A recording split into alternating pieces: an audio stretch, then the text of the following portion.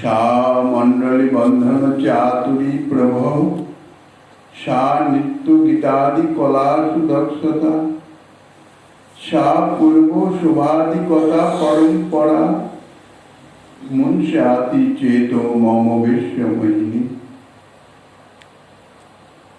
কলিযুগ পাবন অবতার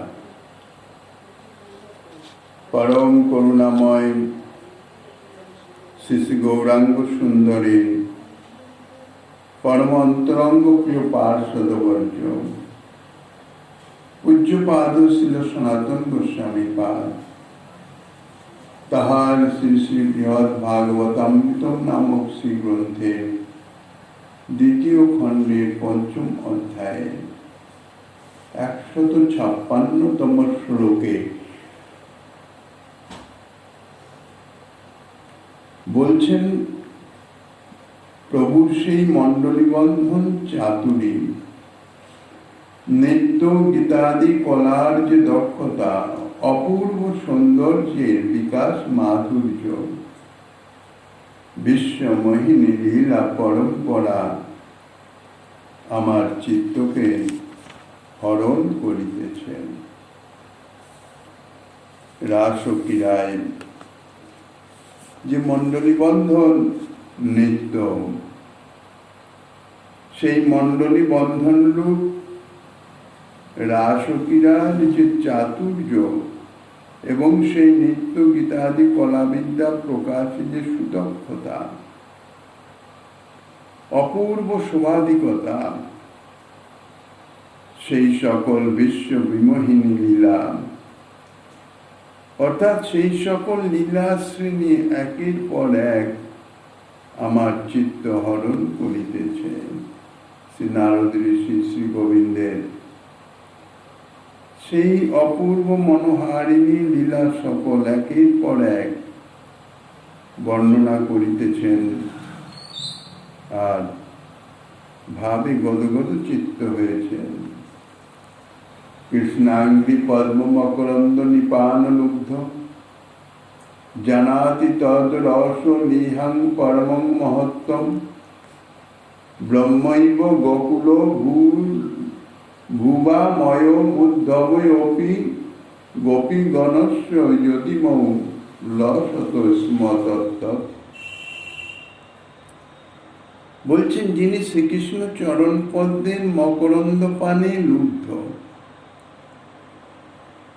শ্রীকৃষ্ণের শ্রীচরণ সেবায় যিনি একান্তভাবে সমর্পিতাত্মা, তিনি সেই রসাস্বাদন পরায়ণা গোপীদিগের যে প্রেম সেবার যে মহিমা, যে মহত্ব, তাহা অনুভবে কথঞ্চিত আনতে পারেন বা অবগত হতে পারেন। আর গোকুলে জন্মগ্রহণ মহত্ব এই মাত্র শ্রী ব্রহ্মাই অবগত আছেন। শ্রী গোকুলে অর্থাৎ ব্রজধামে জন্ম লাভ করার যে কি মহিমা, শ্রী নারদ ঋষি বলছেন, একমাত্র শ্রী ব্রহ্মাই তা অবগত আছেন, অনুভব করেছেন। এবং সাক্ষাৎ বিদ্যমান এই শ্রীমান উদ্ধবে গৃহে বসেই তো নারদ ঋষি বলছেন গোপকুমারকে লক্ষ্য করে, তাই বলছেন, এই যে তোমার সম্মুখে বিরাজমান সাক্ষাৎ উদ্ধব, এই উদ্ধব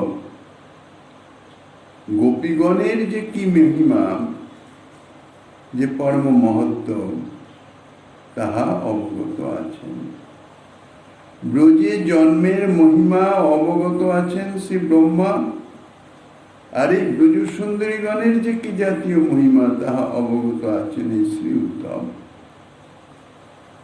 কারণ ইহারা তাহা অবগত হয়ে তাহা প্রাপ্তির নিমিত্ত প্রার্থনা করেছেন। সেই সুপ্রসিদ্ধ অনির্বচনীয় বস্তু বিশেষ প্রার্থনা করেছেন। এইরূপে শ্রী মথুরা গোকুল মাহাত্ম্য বর্ণনা করে তত্ত্র লোক সকলের যে মহিমা মাহাত্ম্য সিদ্ধ হলেও তাহাদের স্বরূপ তত্ত্ব জ্ঞানে অনভিজ্ঞ যে ব্যক্তি, তাহারা তো অন্য স্থানের আর 5 জনের মতন এই ব্রজবাসীগণেরও সেই রকমই অনুভব করবেন। তাই বলছেন, তাহাদের স্বরূপ তত্ত্ব জ্ঞানে অনভিজ্ঞ ব্যক্তিগণের সন্দেহ নিরসনার্থ সেই সকল গোকুলবাসীর যে মহিমা, বিশেষ মহিমা, সেই মাহাত্ম্য বিশেষ বর্ণনা করিতেছেন শ্রী নারদ ঋষি। তাহাদের মহিমা কে অনুভব করতে পারেন? বলছেন, যে ব্যক্তি শ্রীকৃষ্ণ চরণারবিন্দের মকরন্দ পানে লুব্ধ, অর্থাৎ শ্রীকৃষ্ণ চরণ যুগলের ভক্তিরস আস্বাদনের জন্য লুব্ধ, লালসা পরায়ণ, অত্যন্ত লোভী। লোভ যদি হৃদয়ে জাগে একবার, তো সেই বস্তু প্রাপ্তি না হওয়া পর্যন্ত কিছুতেই অন্তরের লালসা তাহা মিটবে না, নিরন্তর তাহাকে উদ্ভূত করতে থাকে সেই বস্তু প্রাপ্তির নিমিত্ত। এই জন্যে বলেছেন, শ্রীকৃষ্ণ চরণারবিন্দের মকরন্দ অর্থাৎ ভক্তিরস পানে লুব্ধ, লোভী, তিনি শ্রীকৃষ্ণ চরণাবৃন্দের রসাস্বাদন তৎপর লোক সকলের পরমোৎকৃষ্টতর মহত্ব অবগত হতে পারেন। পরস্পর যদি সমভাবাপন্ন না হয়, তাহলে ভাব অনুভবে আসে না। তাহলে এই যে ব্রজবাসীগণ যারা শ্রীকৃষ্ণের সমর্পিত আত্মা, কৃষ্ণ সুখার্থে তাহারা সমস্ত কিছু সমর্পণ করে দিয়েছেন, তাদের যে মহিমা তাদৃশ ভাবাপন্ন না হলে তো অনুভব করা যাবে না। কাজেই শ্রীকৃষ্ণ চরণারবিন্দের রসাস্বাদন তৎপর যারা, তাদের যে পরম উৎকৃষ্টতর মহিমা মহত্ব তিনিই অবগত হতে পারবেন, যিনি শ্রীকৃষ্ণের চরণারবিন্দের রসাস্বাদনে লুব্ধ, লালসা পরায়ণ। এ বিষয়ে দৃষ্টান্ত শ্রী নারদ ঋষি দৃষ্টান্ত দিচ্ছেন শ্রী ব্রহ্মা, স্বয়ং সৃষ্টিকর্তা ব্রহ্মা। তার সৃষ্ট জীবের কথা বলছেন না,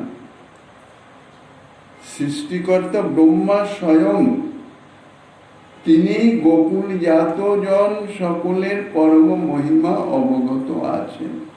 অর্থাৎ গোকুলে যাহাদের জন্ম হয়েছে, যারা গোকুলবাসী, তাদের যে কি জাতীয় মহিমা তাহা তিনি অবগত আছেন। আর গোকুলে জন্মের কি জাতীয় মহিমা, অর্থাৎ জন্ম প্রাপ্ত হওয়ার তার কি মহিমা, কি সৌভাগ্য, তাহা ব্রহ্মা অবগত আছেন। আর এই যে গোকুলবাসী জানরা, ব্রজবাসী জানরা শ্রীকৃষ্ণ সুখার্থে, শ্রীকৃষ্ণ সেবাতে সমর্পিত আত্মা, তাহাদের মহিমা অবগত আছেন এই তোমার সাক্ষাতে বিদ্যমান এই যে শ্রীমান উদ্ধব। কারণ শ্রী ব্রহ্মা এবং শ্রী উদ্ধব সেই অনির্বাচ্য সুপ্রসিদ্ধ কোন বস্তু ইচ্ছা করেছিলেন। যদিও শ্রী ব্রহ্মা শ্রী ভগবানের স্তব করে তদীয় দাস্য প্রার্থনা করেছিলেন, কখন? ব্রহ্মমোহন লীলার অন্তে। শ্রীকৃষ্ণের যে পরম ঐশ্বর্য, মাধুর্য মণ্ডিত ঐশ্বর্য, গোপ বালক রূপে তিনি যে অনন্ত কোটি বিশ্ব ব্রহ্মাণ্ডের একমাত্র অধীশ্বর, তাহা ব্রহ্মাকে সাক্ষাৎ দর্শন করিয়েছিলেন। সেই ঐশ্বর্য এই গোকুলে, এই ব্রজে, ব্রজ বৃন্দাবনে গোবৎস এবং গোপবালকগণকে হরণ করবার পর শ্রী গোবিন্দ স্বয়ং সেই স্বরূপে প্রকট হয়ে সুদীর্ঘ 1 বৎসর যাবৎ লীলা করেছিলেন। ব্রহ্মা এসে যখন দেখলেন যে কি ব্যাপার, আমি তো এইসব সখা বৎসগণকে হরণ করে নিয়েছি, তাই এরা আবার করতে গেল।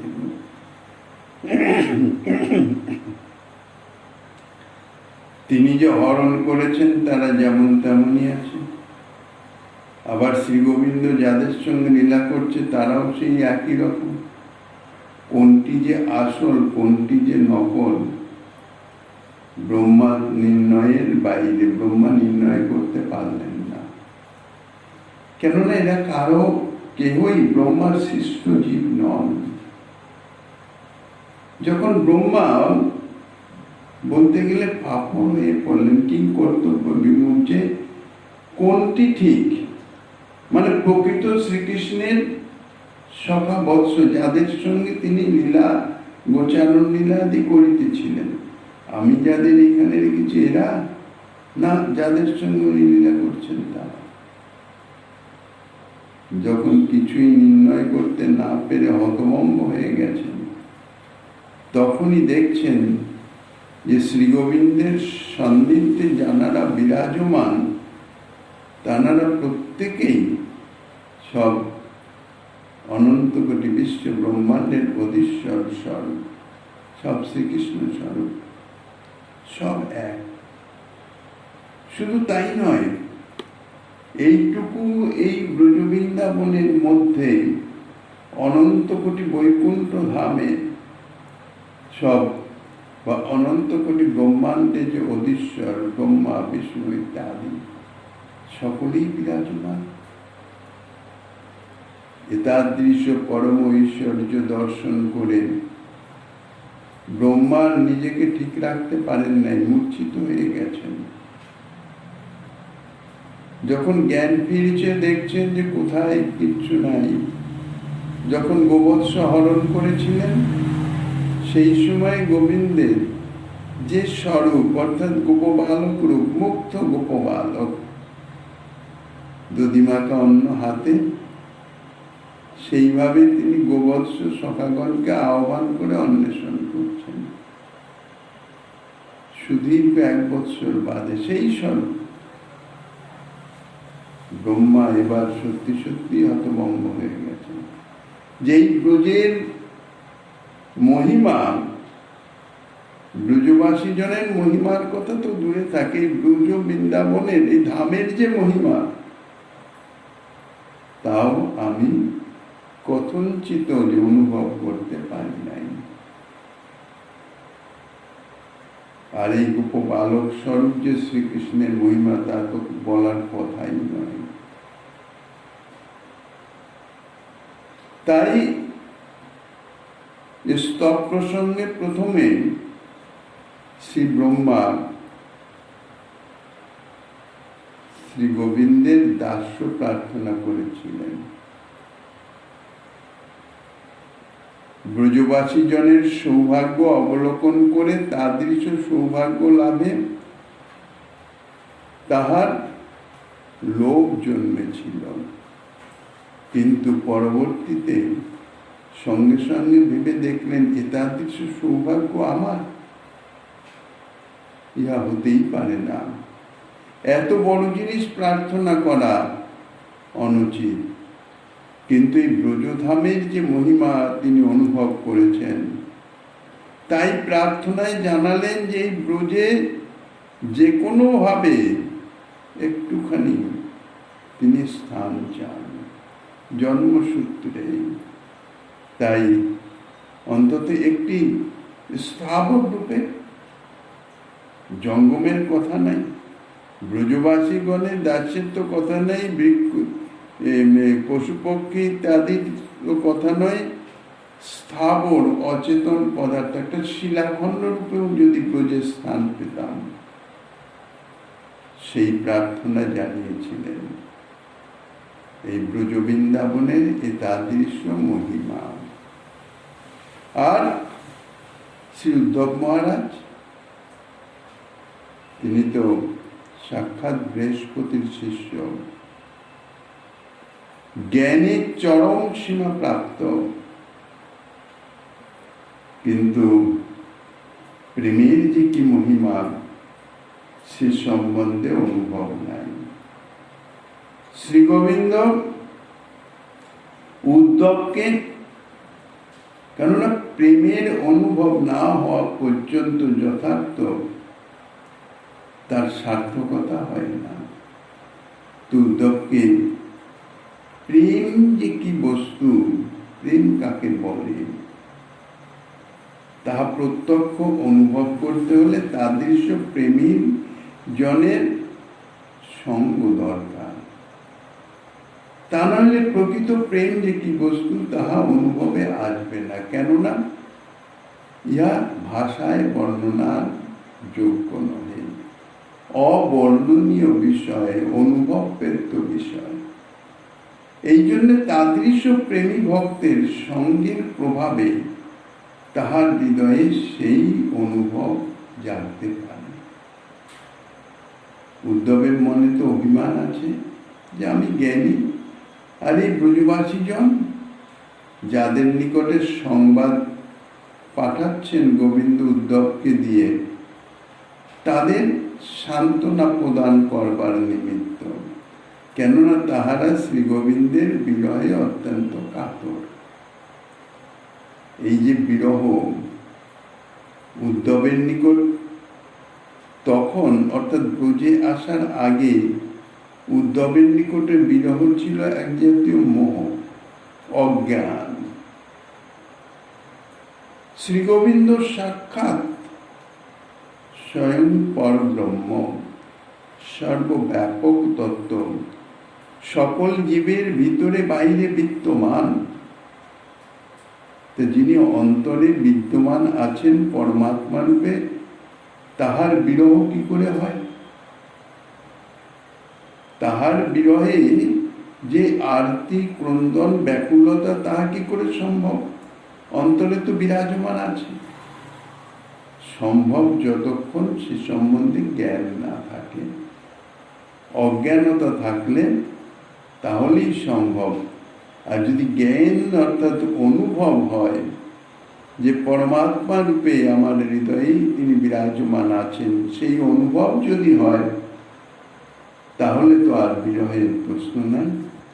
জ্ঞানীজন এইভাবে জ্ঞানের মাধ্যমে তাহারা সেই পরম ব্রহ্ম স্বরূপ নিজ স্বরূপের অনুভব করেন, পরমাত্মার অনুভব করেন, পরমাত্মার সঙ্গে মিলিত হন। কিন্তু যথার্থ প্রেম যে কি বস্তু, প্রেম তো সকলের ঊর্ধ্বে। তার উদ্ধবের সে সম্বন্ধে অনুভব ছিল না।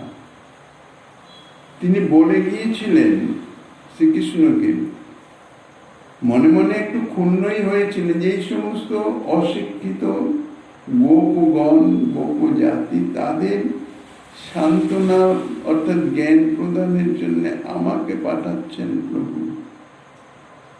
মুখে বলেননি, কিন্তু মনে মনে একটু ভাবছিল সে। বলে এদের তো যাবো, দুটো কথা বলে বুঝাবো, ব্যাস চলে আসবো, জ্ঞান উপদেশ দেবো, চলে আসবো।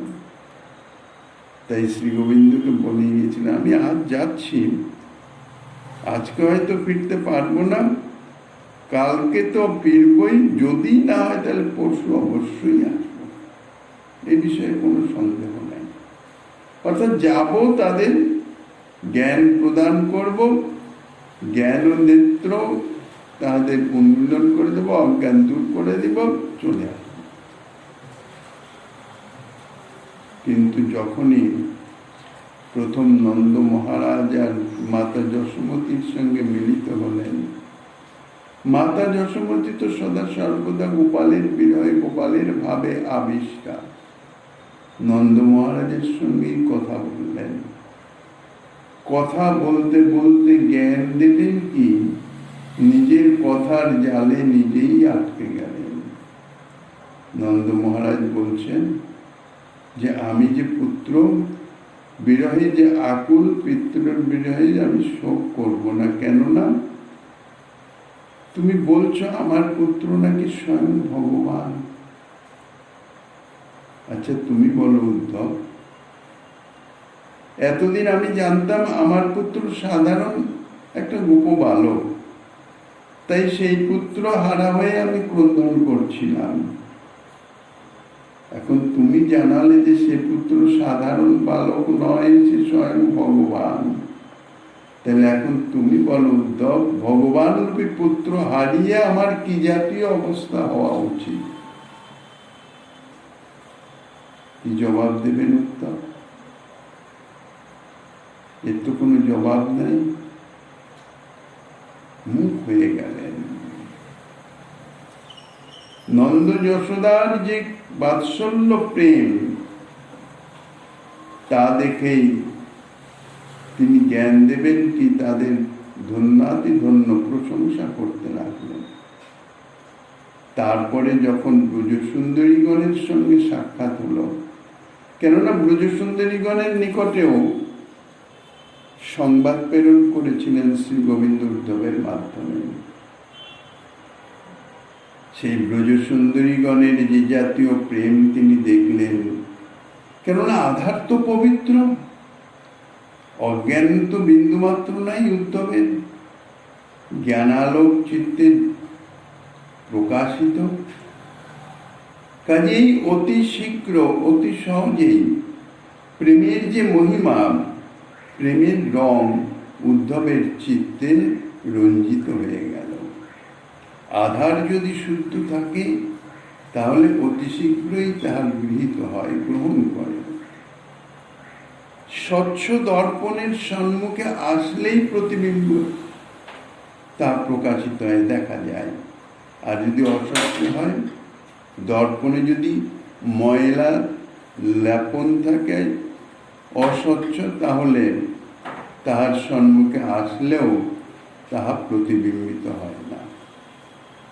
তো সেই রকম যাহাদের চিত্ত জড়জাগতিক ভোগ বাসনা ইত্যাদি কামনা কলুষতায় কলুষিত, তাহারা তদজাতীয় প্রেমী ব্যক্তির সান্নিধ্যে আসলেও সে প্রেম সম্বন্ধে কিছুই অনুভব করতে পারে না।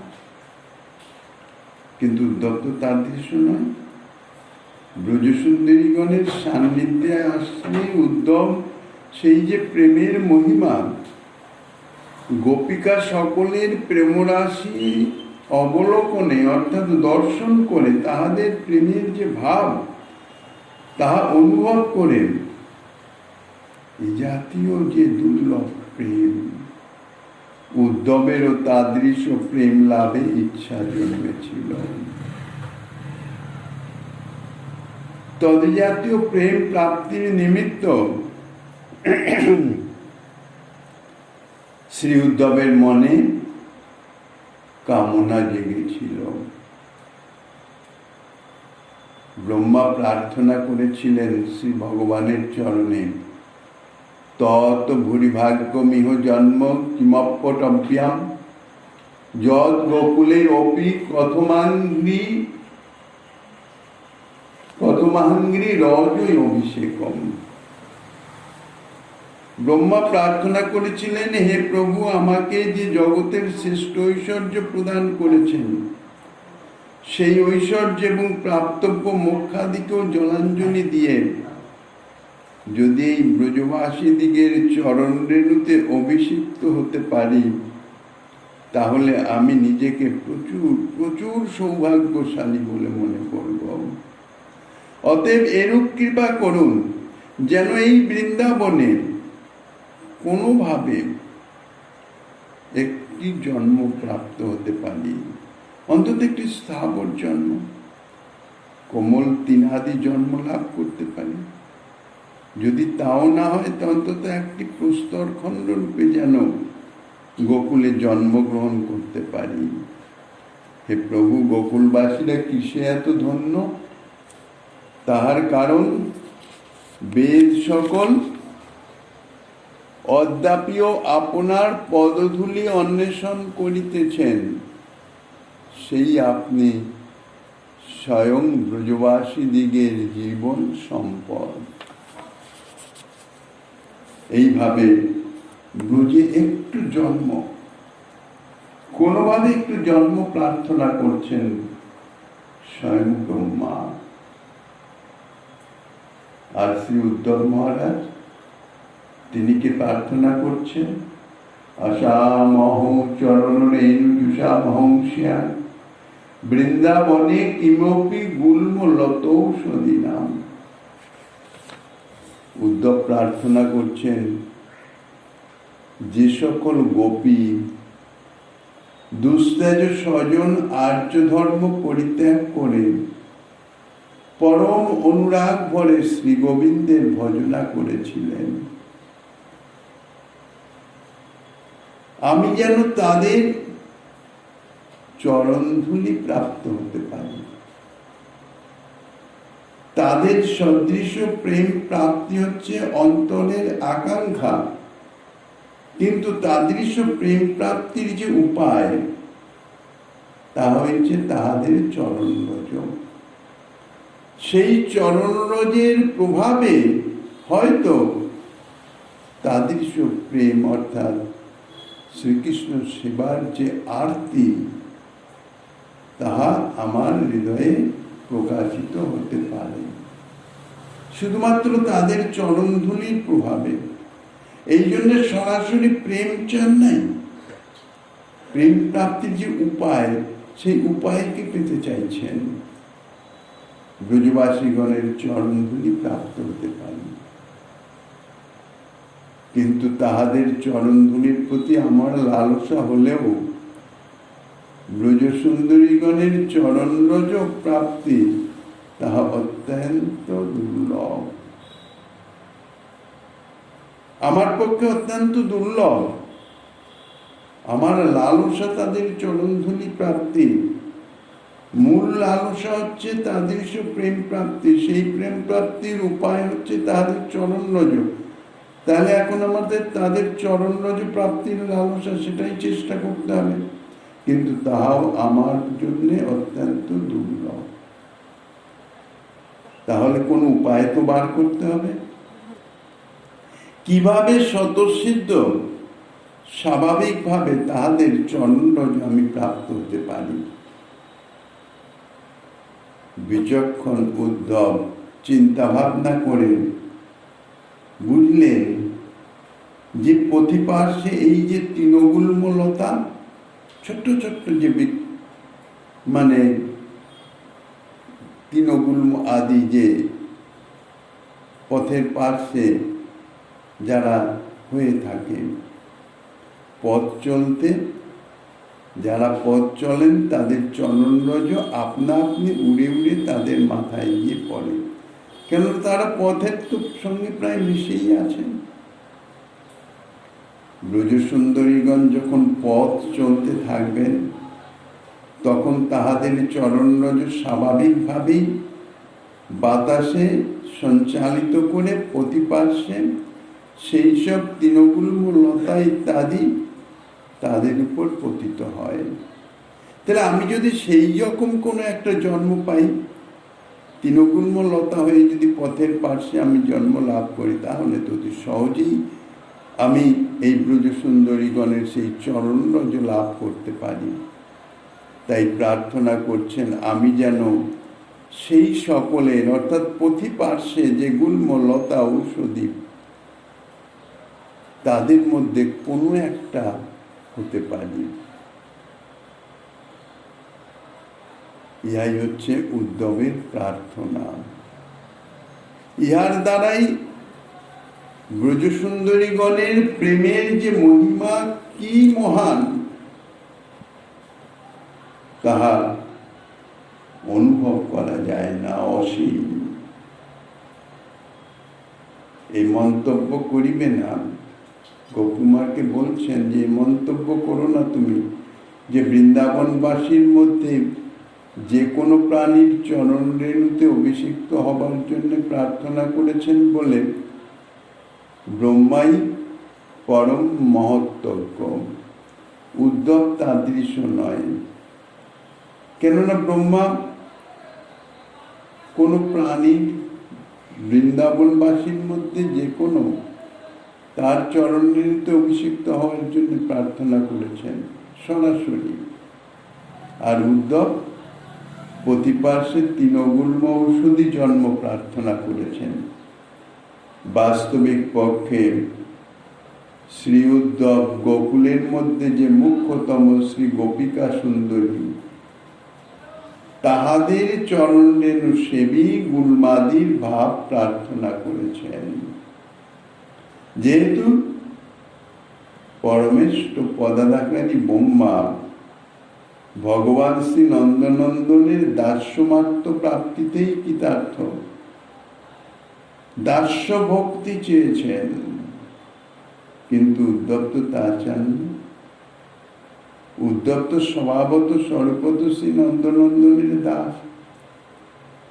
অতএব তাহা থেকেও আরো অধিক কোন পরম প্রিয়তা লাভের তাহাতেই তাহার সন্তোষ জন্মাতে পারে। কারণ স্বতঃসিদ্ধ অর্থ থেকে অধিকতর অর্থেই তো লোকের রুচি উৎপত্তি হয়ে থাকে। যা আমার স্বাভাবিকভাবে আমার পাওনা আমি পাবই, তাহা প্রাপ্তিতে তো তত আনন্দ নাই, কিন্তু তার থেকে অধিক কিছু যদি পাওয়া যায় তাহলে তার জন্য আনন্দ। এই জন্যই উদ্ধব অনেক বিবেচনা করে দাস্য প্রার্থনা করেন নাই। এই ব্রজসুন্দরীগণের চরণরজ প্রাপ্তির যে উপায়, প্রতিপার্শ্বে তৃণগুল্ম ঔষধি জন্ম, তাহাই প্রার্থনা করেছেন। বাস্তবিক প্রার্থনাটা অন্তরের যে প্রার্থনা বা কামনা, সেটা তো নিজের ভাব অনুযায়ী হবে, স্ব ভাবানুসারেই উপযুক্ত প্রার্থনা হয়। এখানেও ব্রহ্মা এবং উদ্ধব নিজ নিজ ভাব অনুসারে তাহারা প্রার্থনা করেছেন।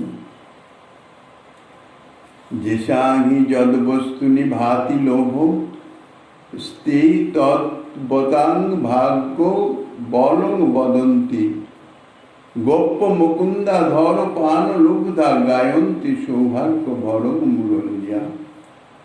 যাহার যে বস্তুতে লোভ হয় তিনি সেই বস্তুরই তত্ত্ব এবং সেই বস্তুরই অধিকারীর ভাগ্য মহিমা অবগত হতে পারেন। যেমন গোপীগণ শ্রীকৃষ্ণের অধর সুধা পানে লুপ্ত হয়েছেন, এই জন্যেই মুরলীর সৌভাগ্য রাশি গান করেছেন। নিদর্শনের জন্য তাহার কারণ প্রদর্শন করছেন শ্রী নারদ ঋষি। যাহার যে বস্তুতে লোভ প্রকাশিত হয় সেই বস্তু, অর্থাৎ সেই বস্তুর সম্বন্ধ বিশিষ্টরই, অর্থাৎ সেই বস্তু আস্বাদনকারীগণের ভাগ্যবল অবগত হতে পারে। তাহার নিদর্শন হচ্ছে গোপীগণ। গোপীগণ মুকুন্দের অধর সুধা লুব্ধা, অধরামৃতের জন্য তাহারা লালসা পরায়ণা। কেননা তাহাদের নিকটে এই যে অধর সুধা, তাহার মহিমা তাহারা জানে। আর শ্রী গোবিন্দের বংশী দিবানিশি অধরে সংলগ্ন হয়ে এই অধর সুধাই পান করিতেছেন। এই জন্যেই অধর সুধা পানকারী মুরলীর সৌভাগ্য বড়, সৌভাগ্যের প্রশংসা করেছিলেন ব্রজসুন্দরীগণ, যে এই মুরলীটি অনির্বচনীয় পুণ্যই না করেছিল। তদ গোষ্ঠ লোকেষু মহাদ্ভুতস্যা শক্তি সদা প্রেম ভরেন তেষু গতং জ্যেষ্ঠ সুতং স্তবন্তং বিধিং নমন্তং ন দিদৃক্ষতে অপি। সেই ব্রজবাসী লোকের প্রতি শ্রীকৃষ্ণের মহাদ্ভুতা প্রেমপূর্ণা আসক্তি বিদ্যমান, এবং সেই আসক্তি হেতুই স্তবনশীল স্বীয় জ্যেষ্ঠ পুত্র ব্রহ্মা বারবার প্রণামাদি করলেও তাহার প্রতি দিকপাত করেন নাই।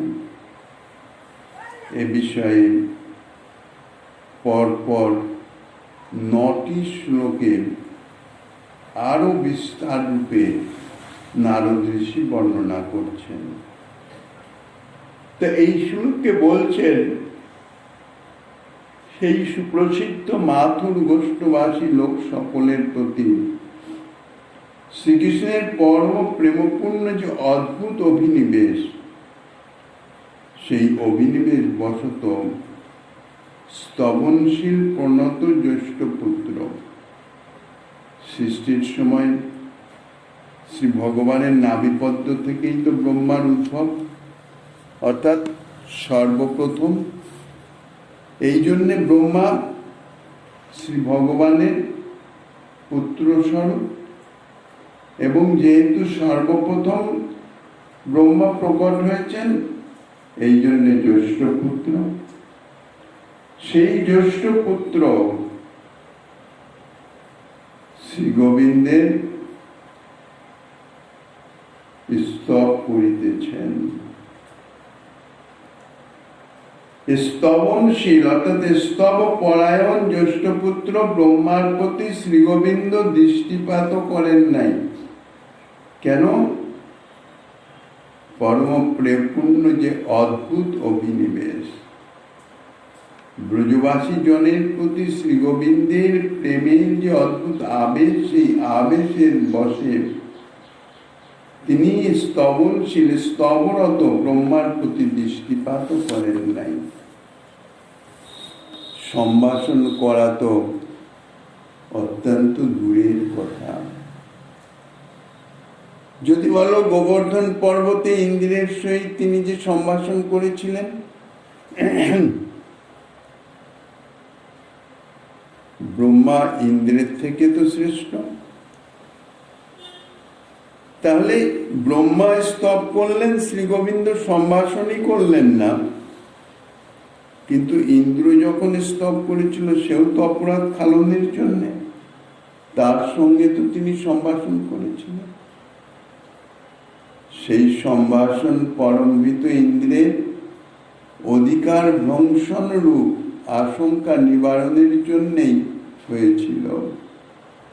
অথবা শ্রী গোবিন্দ উপেন্দ্র এই নাম ধরে নামোদ্দয়ের, উপেন্দ্র এই নামোদ্দয়ের প্রকাশক অভিষেক মহোৎসব বিধানের নিমিত্তই তার সঙ্গে সম্ভাষণ করেছিলেন, ইহাই জানবে। কিংবা এও হতে পারে যে গোসমূহের আদিজননী যে শ্লোবী মাতা, তাকে সঙ্গে নিয়ে আগমন করে শ্রী গোবিন্দের শরণাগত হয়েছিলেন ইন্দ্র। এই জন্যে শ্রী গোবিন্দ তার অপরাধ ক্ষমা প্রার্থনা স্বীকার করেছিলেন। ইহাও হতে পারে। কোন ব্রজরসিক ইহাও বলেন, ইন্দ্রের সহিত ভগবানের সম্ভাষণের প্রধান কারণ ইন্দ্রের গোবর্ধনাশ্রয়। শ্রীমতী রাধারানী বলেছেন, যস্যাশ্রয় কৃতবতাং সখী বদ্ধ তৃষ্ণ কৃষ্ণ স্তনয়ত্তভিমতং মতমেত দেবম। যে কেহ গোবর্ধন আশ্রয় করে, শ্রীকৃষ্ণ তাহার অভিমত পূর্ণ করবার জন্যে, অর্থাৎ তাহার বাসনা কামনা পূর্ণ করবার জন্যে বদ্ধতৃষ্ণ হয়ে সর্বদা গোবর্ধনে অবস্থান করেন। বদ্ধতৃষ্ণ অর্থাৎ অত্যন্ত আকুল হয়ে, ব্যাকুল হয়ে, গোবর্ধনেই অবস্থান করেন তাহার কামনা পূরণ করবার নিমিত্ত। এই জন্য শ্রীকৃষ্ণ স্বয়ংই কৃপাব্যাকুল হয়ে, অর্থাৎ অত্যন্ত ব্যাকুলিত চিত্তে, কৃপা করবার নিমিত্ত ব্যাকুলিত চিত্ত হয়ে পুরোভাগে অবস্থান করিতেছিলেন। অর্থাৎ ইন্দ্র যেহেতু গোবর্ধনকে আশ্রয় করছেন, এই জন্যে ইন্দ্রকে কৃপা করবার নিমিত্ত সখাগণ থেকে তিনি স্বতন্ত্র হয়ে গোবর্ধনে আগে ভাগে তিনি প্রস্তুত হয়েছিলেন। অর্থাৎ গোবর্ধন আশ্রয়ের ইহাই হচ্ছে মহিমা। ইন্দ্রের গোবর্ধন আশ্রয়ের মহিমাতেই ইন্দ্রের প্রতি শ্রী গোবিন্দ সম্ভাষণ করে ইন্দ্রকে উপদেশ প্রদান করেছিলেন, কৃপা করেছিলেন।